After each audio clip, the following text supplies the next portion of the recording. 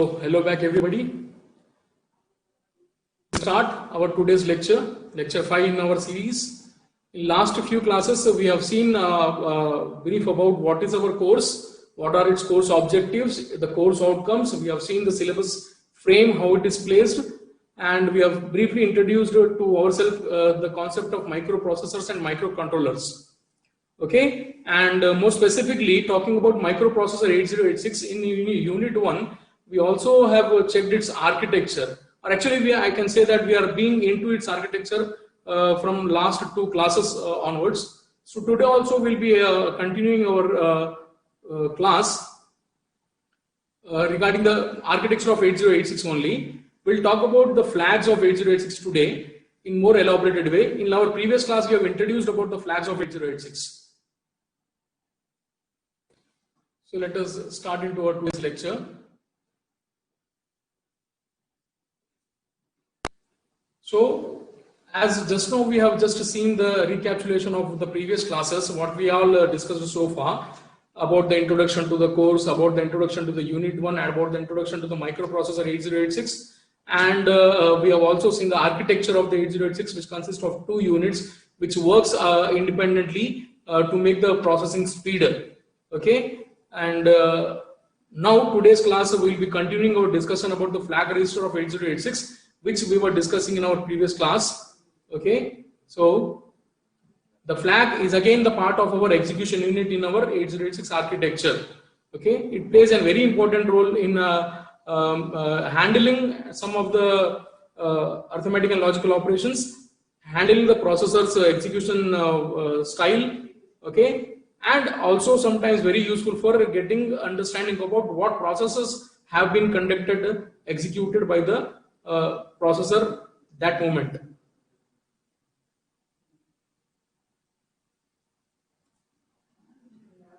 So this is what we have talked about, the registers. We have also talked about this generation of 20-bit address in our previous classes.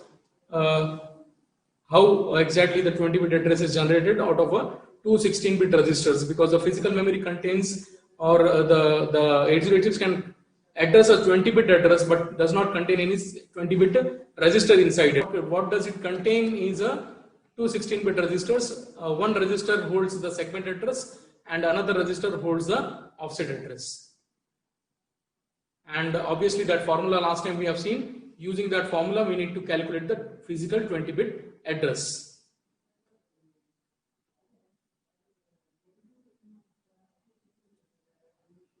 All these registers also we have checked it out.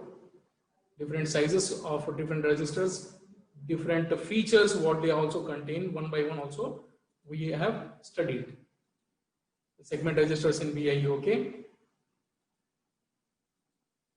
all 4 of them. Then the instruction pointer, again it is in BIU. So total of 5 registers out of 14 are there in BIU, bus interface unit. Then we have checked across this general purpose registers, accumulator, then base register, the counter register, data register.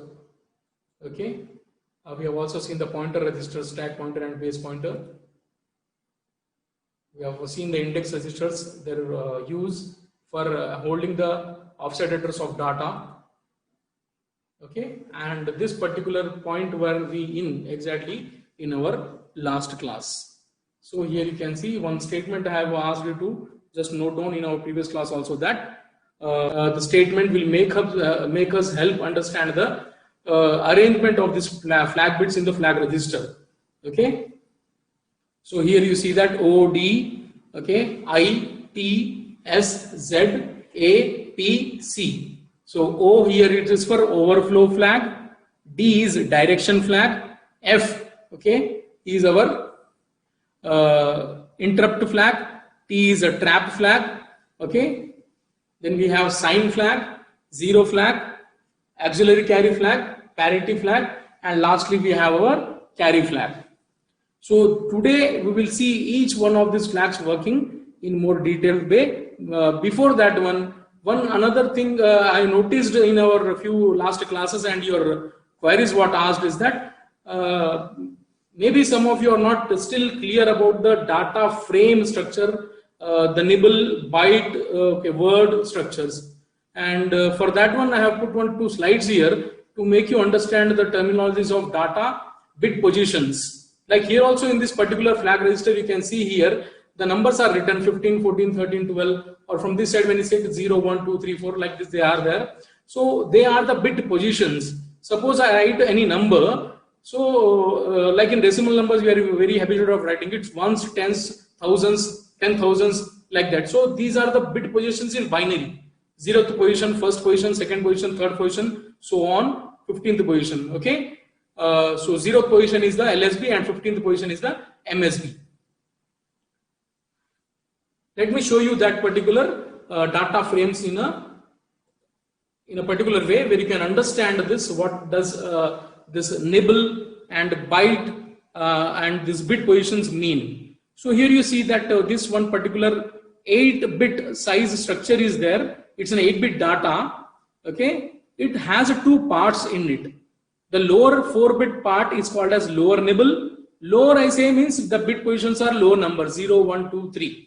So these 4 lower bits are called nibble, lower nibble, and the upper 4 bits of it will be called as the higher nibble. Okay.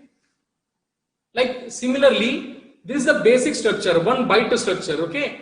But in our subject, we will be dealing more with the 16-bit data, 16-bit numbers, not the 8-bit numbers. Okay. As all of the registers in 8086 are 16-bit size. So that is whatever more importance to us than this 8-bit structure. So let us understand that format also. So in a 16-bit, obviously there will be a 2 bytes connected to one after another. So 0 to 7 you can see here, it's a lower byte, and the other side it is the higher byte, 8 to 15. Now this is a 2 byte structure, 16-bit, nothing but 2 byte structure. This 2 bytes contains a total 16 bits. And when I call them into the nibble, they contain 4 nibbles. Okay, 0, 1, 2, 3 bit positions are the lowest nibble. Then we have 4, 5, 6, 7 bit positions as the next lowest nibble. 8, 9, 10, 11 are the next lowest nibble. And the last one, 12, 13, 14, 15 is the highest nibble. Nibble is a 4-bit together. Like single bit, we call it as a bit. 4 bits together we call it as a nibble, 8 bits together we call it as a byte, 16 bits together we call it as a word, okay, or 2 bytes. Untechnically commonly used word is 2 bytes. In programming and technical terms we call that one as a word, consists of 2 bytes. Now why I am showing you these all, why it is important for you to understand them right now, it is that as we see the different flags and one particular flag is there, specifically the auxiliary carry flag. To understand the auxiliary carry flag, there the term will come as a nibble. So what does exactly that mean? To make you understand clearer, I have just shown you the structures here. And also later on you have to understand that all our internal registers, all segment registers, general purpose registers, index registers, pointer registers, everything, they are of a 16-bit size. So they look like this. So 0 to 15 are the bit positions, okay, and then these blanks under that one, they are the locations where the bits can be stored, right? Locations where the bit can be stored. This whole byte, lower byte and higher byte, both will have a specific address to them, okay, their location in the memory. Physically, where do they exist? So that contains an address, and in 8086 system that address is a 20-bit size. Okay, address is a 20-bit size. At that address there will be a 1 byte number, 1 byte data, more proper to say than the number. Okay, in the memory, physical memory, the locations will be of 1 byte size in generally 8086 system. Otherwise, there are memories available in which each location size is of 2 bytes, 4 bytes, 8 bytes, 16 bytes, all together like that. But mostly in 8086 system, the physical memory, what we interface with 8086, has the location sizes of as a 1 byte location each. 1 byte location each. So each location has a 20-bit physical address to it. Each location has a 20-bit physical address to it. In our previous class, we have discussed that how does that 20-bit physical address is calculated. Okay, it has to be generated. So BIU, in BIU there is one module called as address generator. That module will do the generation of a 20-bit address. Okay, how does it do? It takes the help of two different parts of the physical address. One is called as segment address, another is called as a offset address. It takes the segment address from any one of the segment registers, okay, either CS, DS, ES or SS, then multiply that one with the 10 hexadecimal number, then add that multiplied number with offset address. And offset address generally for program instructions, offset address of the memories will be available in instruction pointer IP, and offset address of the data generally available in SI, but always DI can also have the offset address of data. Some other cases, our general purpose registers can also contain the offset address. In the case of stack memory, SS register will contain the segment address, and SP register, stack pointer register, will contain the offset address. So these segment addresses and offset addresses will be used for calculating the 20-bit physical address, about which again further our more topic will be there, memory segmentation and physical memory organization. There we will elaborate that particular thing more clearly. We can understand with a few examples also. We'll take few examples and see how does a processor is generating a 20-bit address of any memory location. Okay. So as per now, this bit sizes, byte sizes, nibble sizes, and a register size which is of 16-bit in our 8086 architecture, that you shall understand and take into your knowledge for understanding our future terms. Okay. So now we'll proceed into our flags discussions. We will discuss each one of our flag in more clear way. We will check each one of the flag, what it is, for what purpose it is used. Okay. Here. So first of all, let us count how many of them are there. In this 8086 flag register, how many flag bits are there? One will say it is a 16-bit, obviously it's correct. 16-bit is there. But in that 16 bits, not all 16 bits are used. You can see the X marks there, they are the unused flag bits. They do not exist. They do not have any functionality assigned to them. So we have only 9 flags bit are there in 8086. Okay. Then one would ask that why they have selected a 16-bit size register to place these 9 flag bits. They would have taken a 9-bit register itself. Generally in design, they do the design of the registers and all in terms of multiples of 4s and 8s generally. Okay. Sometimes 4, sometimes 8, and sometimes 16s, depending upon what development technology they have used for basic design in number of bits. So either 8 it should be, or it should be 12 then or 16. So 9 bits are required here. So obviously they cannot go with the 8-bit register. They have to choose something which is greater than 8. So the one option could have been the 12, other option could have been the 16. 12 they have not used, as in their whole of the systems no 4-bit registers are there. So 8-bit registers are obviously there in AL, AH, BL, BH formats. So likewise 8-bit provisions are there for them. So they use 2 8-bit provisions together to make one full 16-bit register. Obviously, the few other in that 16 bits, only 9 are active, another 7 are inactive, not used. So they kept it in a provision in a way that in the future, if they want to develop few more features into 8086, they can introduce a few more flag bits and place it them here in these available positions. Okay, but in a basic 8086 model, there are only this 9 flag bits. Now, these 9 flag bits are categorized into 2 different kinds. Okay, one set of the flag registers, flag bits, sorry, not registers. One set of flag bits are called as status flags. That means they show the status of some operation. And other set of the flag bits are called as control flags. That means using these flag bits, you can control the processor behavior, processor's execution. Okay, so status flags or bits are there, and control flag bits are there. Out of these 9, 3 are the control flag bits, and the 6 are the status flag bits. Which 3 are the one? So when we talk about this one, let me tell you, that our trap flag, that is TF, you can find it here, TF, interrupt flag, this IF, these two are there along with the direction, DF, direction flag. Okay, so that is this bit number 8, 9 and 10.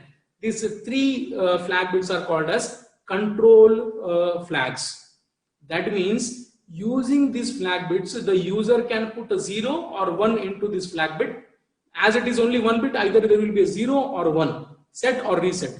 So a programmer or user can put a 0 or 1 accordingly, such that in what way it wants that 8086 system to work. Okay, what exactly they do it, we will discuss when we are talking about those flags particularly. And other all flags other than these three, other 6 flags are called as status or conditional show flag. That means they will show what condition is there right now of the processor.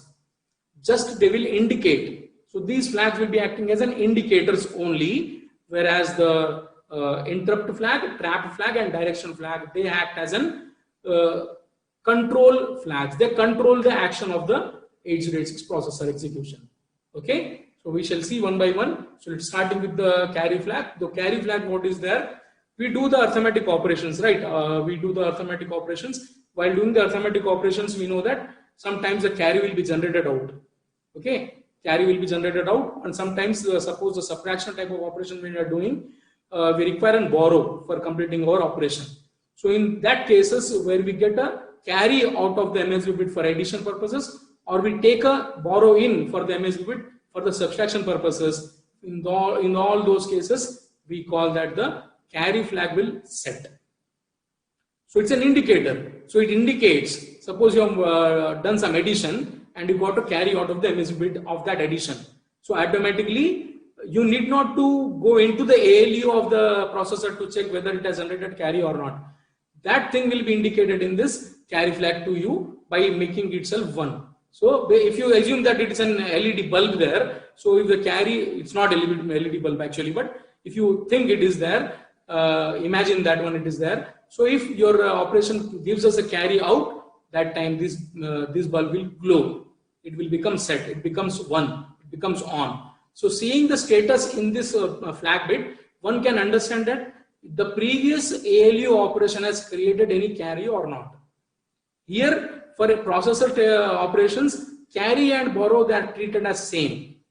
So either the carry is generated out from the MSB bit of the operation, or the borrow is taken in for the MSB bit of the operation. In both the cases, this bit of carry flag will become 1, set.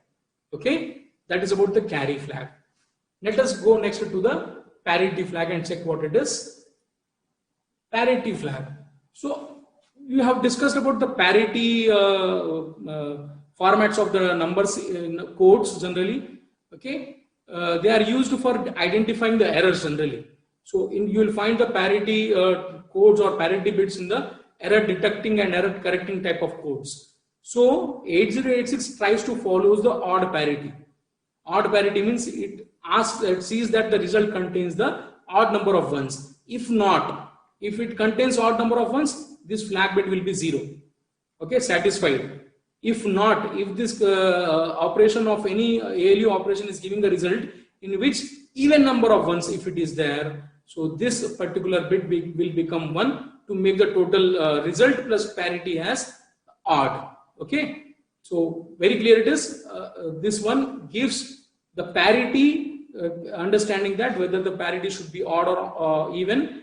For this 8086 ALU operations result lower byte. Again, see that ALU operations are 16-bit size because our 8086 contain a 16-bit ALU. So it performs the operations on 16-bit numbers. So in that case, when it performs the operations on 16-bit numbers, and if the result lower byte of the result, if it contains even number of ones, that means when it not follows odd parity, this parity bit will become 1, or this parity flag will become 1 to indicate that status.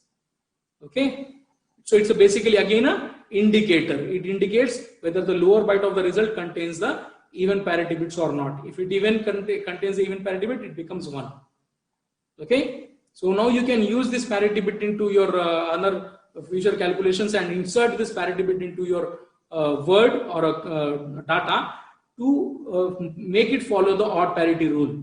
Okay, so odd parity rule it follows as if suppose the lower byte contains even number of ones, this bit will be 1. So even plus 1 becomes odd.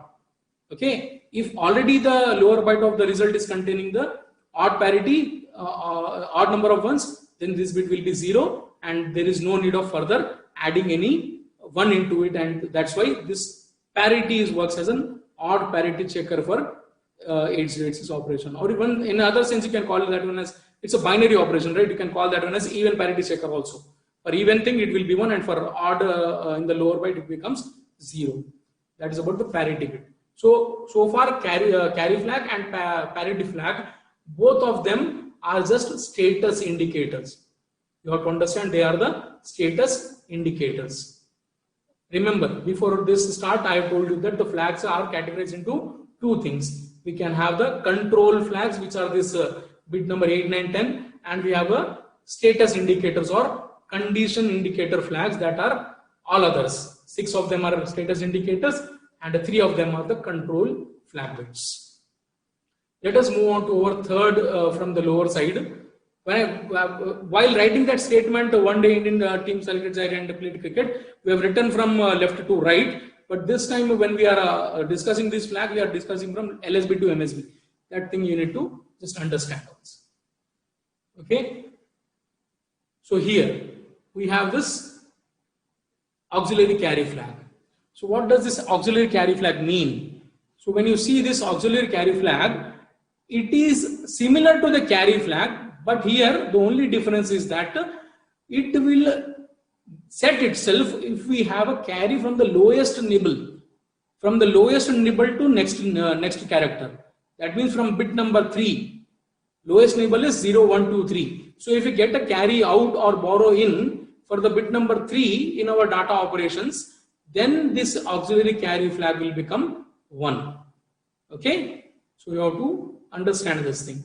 My intention of showing the data structures 8-bit and 16-bit and nibbles is only for this flag, that you have to understand auxiliary carry flag is similar to the carry flag, but only difference is that here this time it will set for not MSB bit but the third bit of the data. Third bit, 0 is the first bit, 0 is the LSB bit actually. Okay, starts with the 0 bit only, 0 bit position, then first bit position, second bit position and third bit. So that means technically the fourth bit out of it, that we start the numbering of bit positions from 0, that's why it is third bit position. So third bit carry out or third bit carry in, borrow in, this auxiliary carry flag will become 1. It becomes set flag. So 0 flag is just a 0 indicator. Suppose any ALU operation has resulted in 0 outcome, that time this flag will set. Okay, you try to subtract two same numbers, the outcome is 0. So this particular 0 flag bit will set. It becomes 1. It becomes 1 to indicate the result of the operation was 0. Okay, hope you are understanding this. 0 flag bit will become 1. Suppose it's an LED bulb again. This will glow if ALU operation has resulted in a 0 outcome. If you subtract A from A, same numbers, the result will be 0. So that time this will be 1. Not only that, for some looping operation, suppose you set some counter and you want that one to execute only 10 times. After 10 times completed, it has to stop looping. That time you can use this 0 flag for understanding purpose. 0 flag not only becomes active or set 1 for the subtraction operation, but all the other operations. Suppose I am going decrementing. In looping, what will happen? We set the counter. Suppose it's 10 for the first time. After first iteration, it becomes 9. After second iteration, it becomes 8, and so on. It decreases the count value. So at the 10th after the 10th iteration, when the counter becomes 0, that time also this 0 flag will become 1 to indicate that the result in the counter is now 0. ALU operation decrement is made the counter as a 0. So that indication also can be obtained in this 0 flag.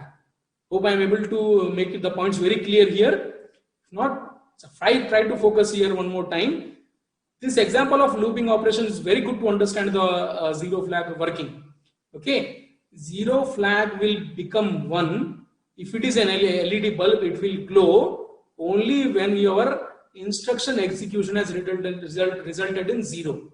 Instruction execution can result in 0 if we subtract two same numbers, or in the loop case, if we are having a loop set to some n value, after n iterations that loop counter will become 0. So that time also this LED bulb will glow. Okay, this terminology LED bulb I am using to make you understand more proper and easy. There is no LED bulb inside the 8086 architecture. Fine, these are the bits. So this bit will become 1. Now let us go to the next flag, that is our sign flag. So sign flag, as the name suggests, what it does, it makes the itself indicate that what is the result sign of the result. Suppose we have subtracted 5 minus 4. 5 minus 4, result is 1 plus 1. For all the signed operations, it will indicate whether the result is a positive or negative. Basically, it will be 0 for positive results and it will be 1 for negative results. For signed numbers, we know that the MSB bit is 1. We have discussed this one very thoroughly in the previous semester, maybe previous to previous semester, digital system design, where we have understood the binary arithmetics, specifically when we subtract two binary numbers, signed numbers, or the representation of the binary signed numbers is that MSB bit is 1 for negative numbers, MSB bit is 0 for positive numbers. So this sign flag is an indicator whether the result is positive or negative.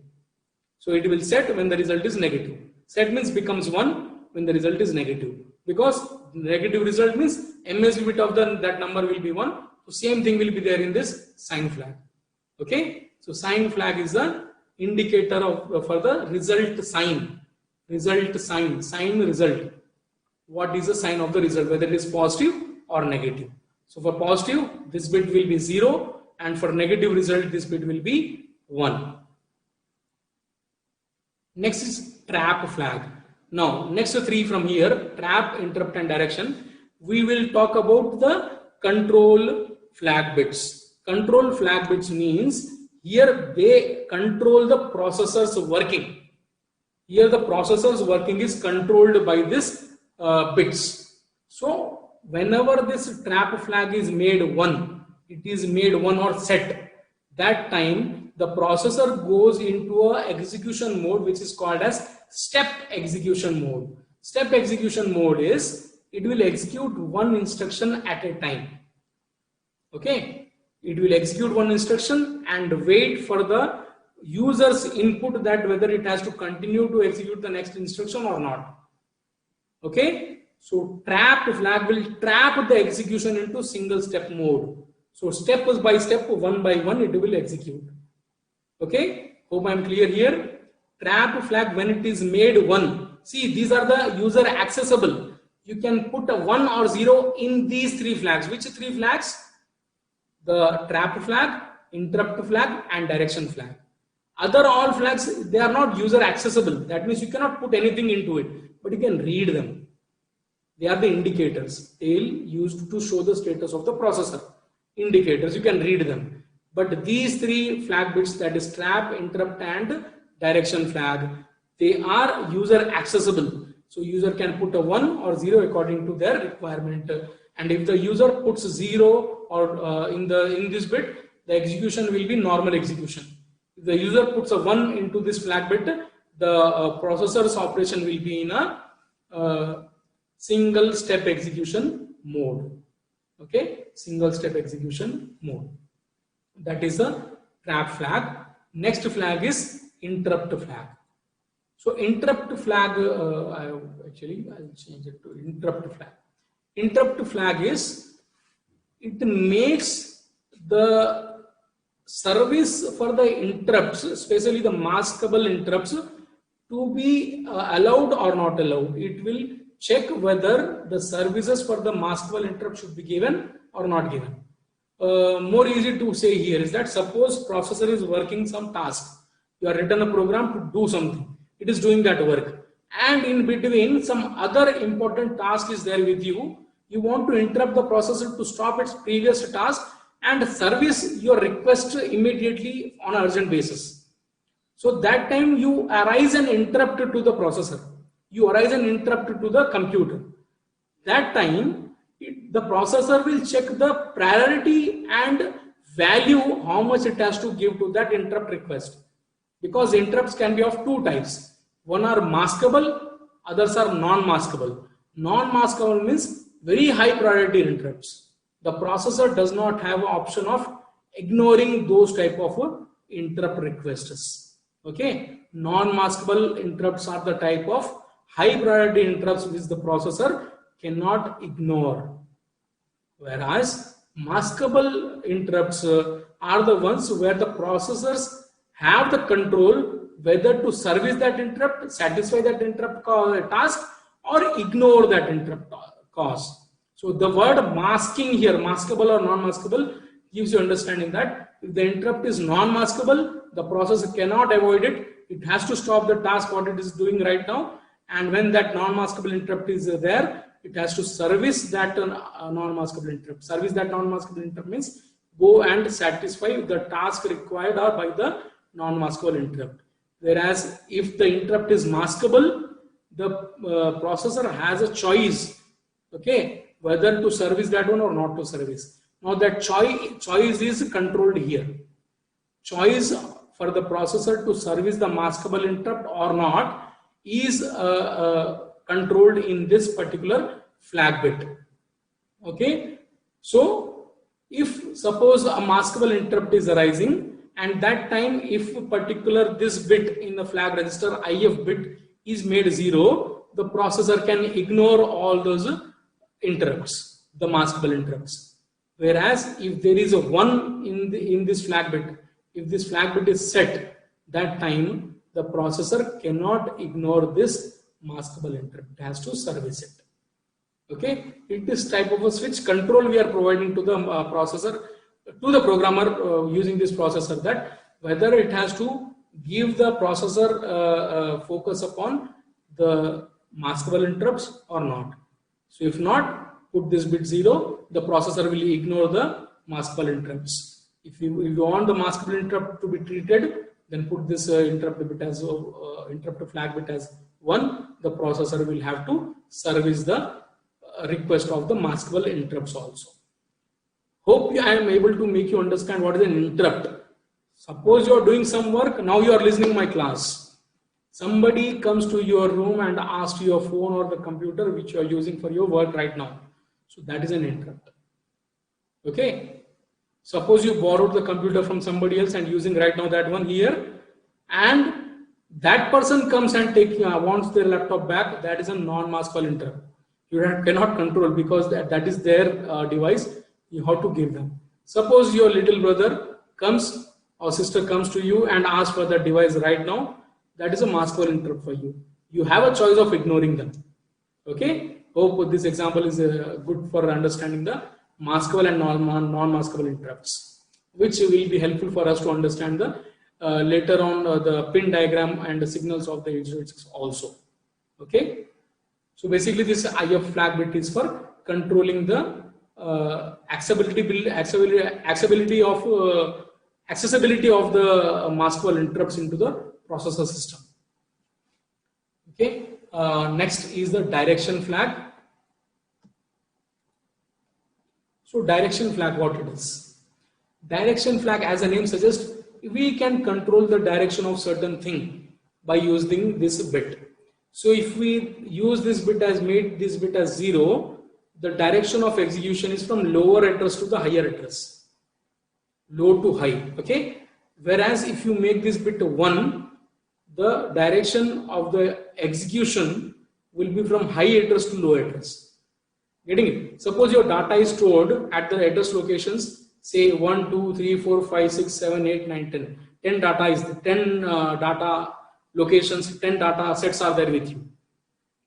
If this direction flag is 0, and if you are accessing that data, you can access the first data first. The data which is located at the location 1 first, then second, then third, and so on. Lastly, the data at the 10th position will be accessed.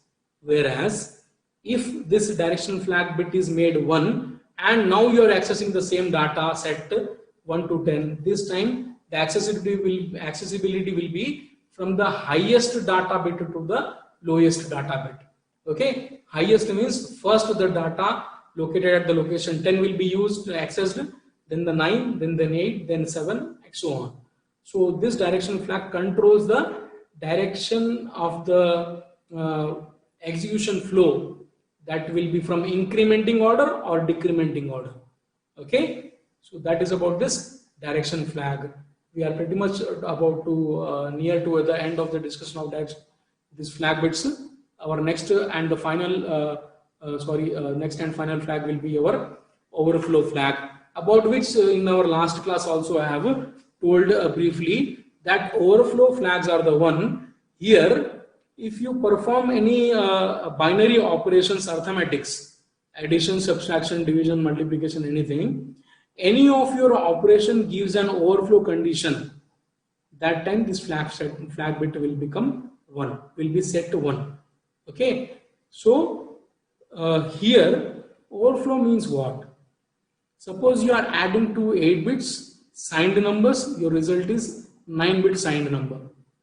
So the 9th bit cannot be accommodated in 8 locations available. Similarly, if you are working with 16-bit 2 numbers, adding them or doing something with them, adding them is resulting to you the 17 bits. So that one more bit you cannot accommodate in here. So that time we call the operation to be as an overflow, the condition to be as an overflow condition. And to indicate the overflow condition, this particular flag bit will become 1 in 8086 flag register. Okay, so it sets itself, so it's an indicator again. So last 3 before this we have seen that they are not indicators. The control is there with the user. They can make it 0 or 1 according to their choice. But whereas for coming to this one or before this earlier carry flag parity, auxiliary carry, 0 sign, for them all they are just status indicators. They will show the status whether the status is 0 or 1 depending upon what condition they are showing there. Okay, so that is about the flag bits here. We shall conclude this topic here by just stopping here, and okay, this all put together here, all the flag bits.